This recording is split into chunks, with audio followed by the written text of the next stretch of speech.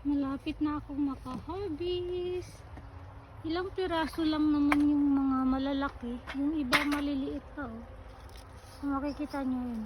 Ang daming maliliit.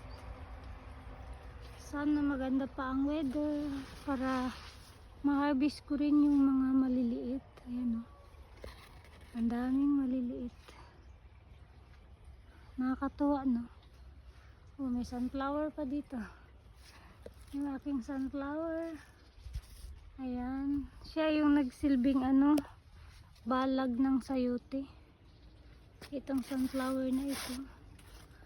Maliban dito sa aking greenhouse na to. Ayan. Yung iba alanganin pa. Maliliit. Pero may ilan-ilan na dito na pwede kong ma-harvest. Yung iba siguro gagawin kong